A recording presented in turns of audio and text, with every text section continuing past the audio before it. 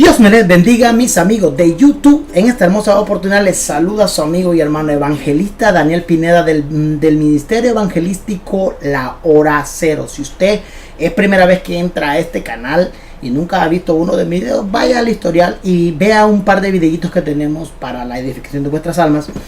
Y denle like y suscríbase, comparte el video para que lleguemos a más almas, a la enseñanza y el conocimiento de la palabra. A algunos no les gusta el video, a algunos les va a gustar, algunos van a decir más o menos.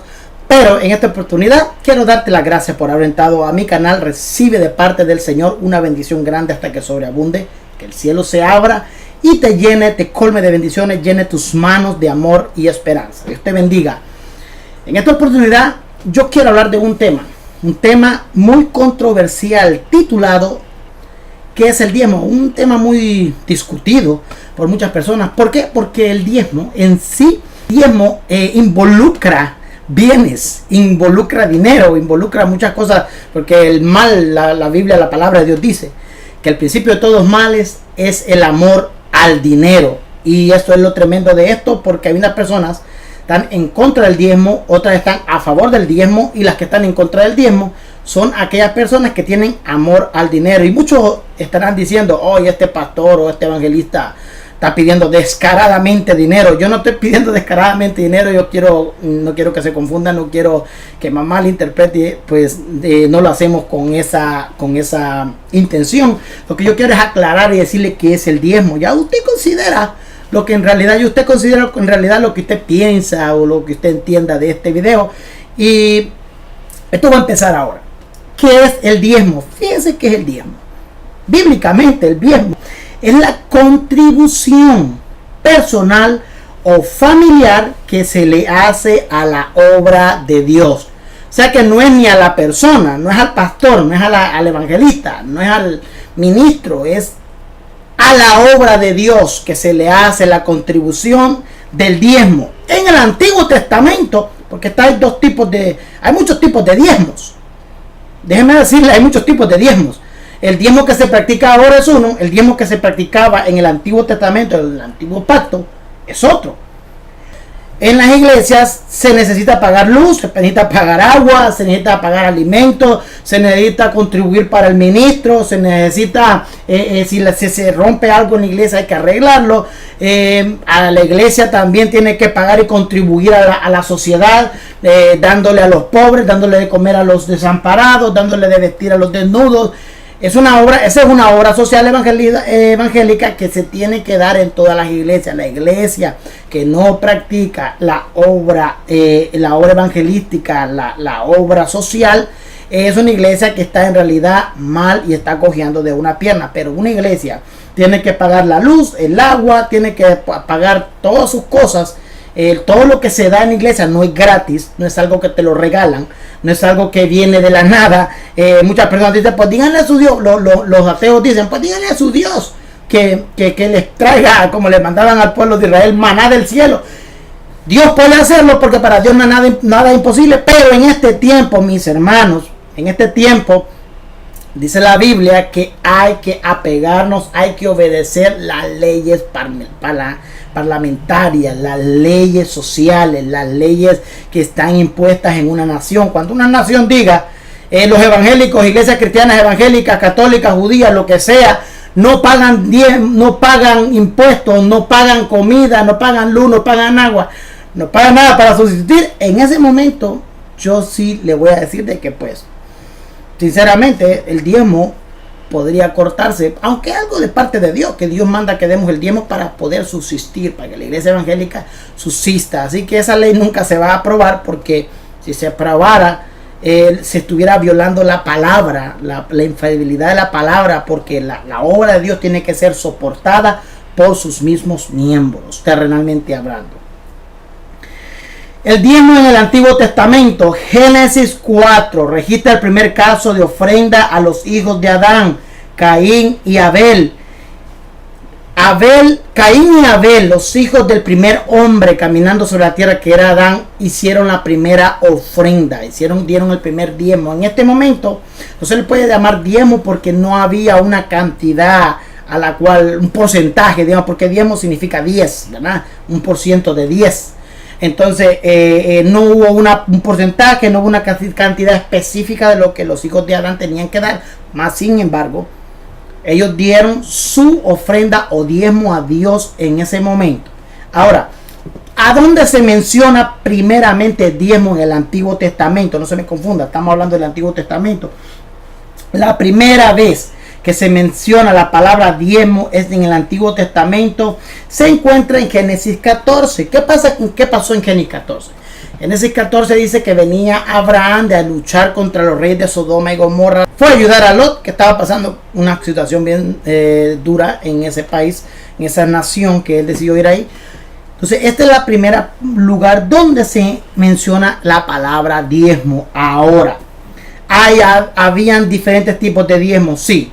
Cuando en el tiempo de Moisés, Dios da la ley de Moisés, donde da la ley. En la ley especificaba los tipos de diezmos, cómo tenían que dar los diezmos y para qué se daban los diezmos. El diezmo obligatorio, el diezmo era obligatorio para el pueblo de Israel. El pueblo de Israel tenía que darlo o sí. No podían decir no lo doy, o no lo voy a dar, o no, tenía que darlo.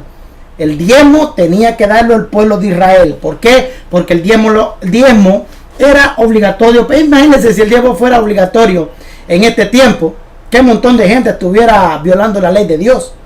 Si el diezmo fuera obligatorio. Ya vamos a llegar por ahí. El primer tipo de diezmo era a los levitas. ¿Quién eran los levitas? Levitas eran los sacerdotes, ministros, personas que trabajaban dentro de la obra de Dios, dentro del tabernáculo de reunión, trabajaban adentro. No podían ir a trabajar afuera, no podían cultivar sus tierras, no podían tener ganado, no podían tener muchas cosas debido a de que ellos tenían que estar en la obra de Dios continuamente, 24/7. No podían irse lejos, nada de eso, tenían que estar en la obra de Dios. Por eso ellos tenían que ser, decirlo en simples palabras, tenían que ser sostenidos o mantenidos por el pueblo de Israel. Así que había un diezmo que era para los levitas. El diezmo para Jerusalén. El diezmo para Jerusalén es lo mismo que básicamente estamos haciendo ahora. El diezmo para Jerusalén era un diezmo, era una parte de tus ganancias que tú le dabas al rey. Le dabas al reino de Israel, le dabas al rey de Israel, le dabas al palacio, para que el palacio fuese el más bello, el más hermoso, el mejor, para que al rey no le faltara nada. Ese era el diezmo a Jerusalén. Productos anuales, mire qué tremendo. El productos anuales, anualmente el pueblo de Israel era bien bendecido por Dios, ya que Dios le daba productos, Dios los permitía ser grandes, Dios les permitía a ellos, amén, expandirse, Dios les permitía grandes bendiciones. Entonces anualmente ellos tenían que apartar un diezmo de productos y darlos a Dios, ofrecerlos como ofrenda a Dios. El diezmo para el pobre, mire qué tremendo. El diezmo para el pobre era aquel diezmo que se apartaba para las personas que menos tenían, que no tenían nada, que se les hacía difícil poder subsistir, no tenían dinero, no tenían comida, no tenían nada. Entonces ese diezmo se apartaba. Había una parte de su ganancia que tenía, todo el mundo tenía que hacer eso. Ganara poco, ganara mucho, tenían que apartar un diezmo, una porción de su dinero para el pobre, o el que al menos afortunado, como por ahí dicen, ¿no? Es que tremendo. Cada 7 años tenía que guardarse un diezmo para la tierra. O sea, eran un tiempo como ya eso era como una ofrenda de tiempo, ¿no? Una ofrenda de tiempo para que para que la tierra descansase. La tierra descansara de tanto cultivar y todo eso. La tierra necesita descanso. Entonces Dios ordenaba a que hubiese un diezmo para darle ese tiempo, chance a la tierra que se recuperara. El impuesto por el templo, que casi es lo mismo que el diezmo para Jerusalén. El impuesto para el templo, que es lo mismo, es para sostener al rey, sostener todo lo que en el templo había. No por nada el templo de Israel era el más grande y bonito de todos los tiempos. Diezmo no se menciona en el Nuevo Testamento. Esto es lo que las personas que están en contra del diezmo, es la palabra que ellos utilizan más frecuentemente, que el diezmo no se utiliza en el Nuevo Testamento. Tienen razón, diezmo no aparece en el Nuevo Testamento. Los que vivimos en el Nuevo Pacto, según el Nuevo Testamento, el diezmo para nosotros debe significar prácticamente lo mismo, sin necesidad que aparezca textualmente en la Biblia. No necesitamos que aparezca textualmente en la Biblia la palabra diezmo. No necesitamos. Usted y yo, si hemos creído en Dios, sabemos que hay necesidad en el templo, sabemos que hay necesidad en los sacerdotes, en los levitas, en las personas que habitan, en las personas que ayudan, las personas que están dedicándose a Dios. Sabemos que hay una necesidad. Entonces no necesitamos, usted y yo no necesitamos que diga diezmo en la Biblia, sino usted sabe que hay una necesidad. Entonces, si usted sabe que hay una necesidad en ese lugar, usted puede aportar con su diezmo al lugar donde usted se está congregando.